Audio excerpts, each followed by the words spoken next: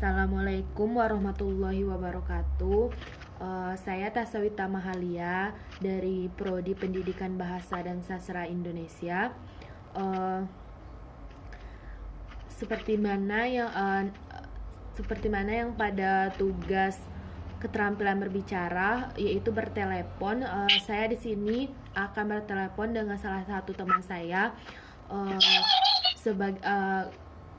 sebagai mahasiswa juga, yaitu dengan tema pengalaman bekerja saat masa pandemi atau COVID-19 yang mana kita rasakan pada saat ini. Baiklah, saya sudah tersambung bersama teman saya. Kepada Kak Nabila dimohon untuk memperkenalkan diri. Oke. Assalamualaikum warahmatullahi wabarakatuh. Perkenalkan, nama saya Nabila Amanda. Saya dari Prodi Teknik Pertambangan Universitas Jambi. Di sini saya ingin membagikan pengalaman tentang bekerja di masa pandemi ini, yaitu COVID-19. Mungkin sekian perkenalan dari saya. Baiklah Kak, jadi Kak Nabila ini merupakan teman saya dari SD, SMP sampai SMA, hingga Kak Nabila sekarang berkuliah di Universitas Negeri Jambi, saya di Universitas Negeri Padang. Baiklah, langsung saja kita mulai pertanyaannya Kak. Kakak kan sebagai mahasiswa, pada saat masa pandemi ini sudah berapa lama diliburkan dari Universitas Negeri Jambi, Kak? Oke. Kalau untuk Universitas Jambi sendiri sudah meliburkan siswa itu kurang lebih dari pertengahan Maret yang lalu. Terhitung sudah 1,5 bulan. 1,5 bulan sampai sekarang. Ya, sampai waktu yang belum ditentukan. Ya. Baiklah Kak, berarti pada saat pengumuman diliburkan mahasiswa Universitas Negeri Jambi diliburkan itu, apakah angka penderita pandemi COVID-19 ini, apakah waktu itu sudah semeningkat sekarang atau belum Kak? Kalau sampai saat itu masih belum ada yang teridentifikasi positif COVID.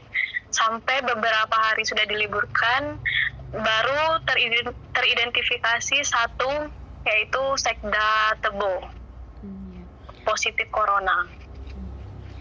Di sini kita tahu juga kan Kak bahwa Provinsi Jambi juga ada yang terkena, tapi tidak sebanyak angka dari luar, seperti di Jakarta atau di daerah-daerah lain yang mungkin terlalu banyak penderita COVID-19 ini.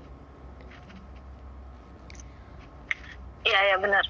Di sini kita di Provinsi Jambi juga sedikit diuntungkan karena kita bukan kota yang besar. Jadi angka penyebaran COVID-19 ini bisa diredam karena tidak terlalu banyak yang harus diatasi. Tidak seperti di Jakarta yang sudah sampai ribuan bahkan yang positif. Jadi kita sedikit diuntungkan dengan kota Jambi ini yang tidak terlalu besar, gitu. Bagaimana pendapat Kakak mengenai tanggapan pemerintah terhadap COVID-19 ini?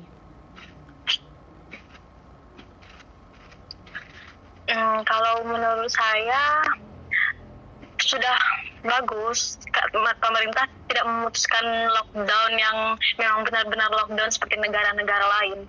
Karena dari segi aspek ekonomi itu pasti sangat akan merugikan Indonesia terutama. Karena dari sisi lain, lockdown itu kan kita banyak yang impor dari negara lain. Jika kita memutuskan untuk lockdown yang benar-benar lockdown itu, kita bakal kesulitan mendapatkan misalnya bawang putih dan itu akan menjadikan harga bawang putih itu melonjak naik di Indonesia dan merugikan masyarakat Indonesia juga pada umumnya. Lalu Kak, bagaimana pendapat Kakak mengenai social distancing? Apakah sudah Kakak terapkan sendiri? Baik, kalau untuk social distancing sendiri, untuk saya pribadi udah saya lakukan karena ya itu penting untuk kita, karena COVID-19 ini bukan virus yang main-main, dia bisa menyebar tanpa kita ketahui, dan bahkan tanda-tandanya itu tidak selalu nampak pada setiap orang yang positif teridentifikasi COVID-19 itu sendiri. Jadi penting bagi kita untuk menjaga tubuh kita agar jangan sampai terkena virusnya. Lalu kan Kak, di sini kita Kakak juga sebagai orang yang masih beraktivitas kan semenjak Ramadan ini, tetapi kan dengan ketentuan-ketentuan yang diterapkan oleh pemerintah, kita di sini tahu kalau Kak Nabila juga menjual berbagai makanan takjil pada saat bulan Ramadan ini. Bagaimana pendapat Kakak mengenai pengalaman bekerja saat masa COVID-19 ini? Kalau dari saya, pengalaman bekerja pada masa COVID-19 ini ya sebisa mungkin kita membuat makanannya itu dari barang-barang yang steril. Terus juga misalnya setelah berpergian dari pasar, misalnya setelah membeli perlengkapan untuk menjual takjil, harus mandi atau cuci tangan atau pakai hand sanitizer misalnya. Terus juga saat menjualnya, terus berinteraksi dengan pembeli, sebisa mungkin dikurangi physical distancing-nya gitu. Dengan angka penderita COVID-19 yang makin banyak ini kan Kak, kita tahu bahwa banyak juga perawat Indonesia yang gugur. Bagaimana Kakak melihat perihal tersebut Kak? Ya, kalau saya pribadi, kalau melihat banyak perawat yang gugur dalam menangani COVID-19 itu sendiri, itu sebenar-benarnya pahlawan.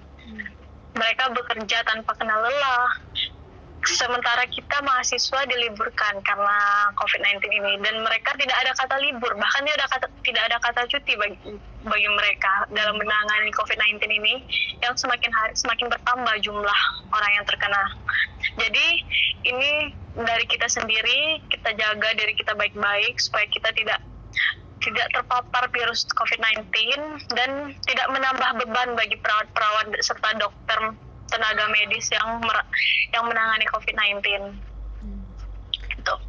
Iya Kak, lanjut Kak, apakah Ramadan tahun ini terasa berbeda dengan Ramadan yang tahun lalu secara karena kita menghadapi COVID-19 ini?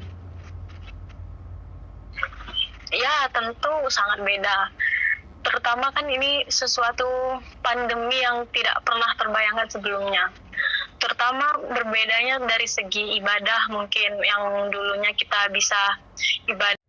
Baiklah Kak, apa pesan Kakak untuk tenaga medis dan penjual makanan pada saat bulan Ramadan ini, teruntuk orang-orang yang masih berkegiatan atau tidak bisa menerapkan social distancing karena keadaan ekonomi, dan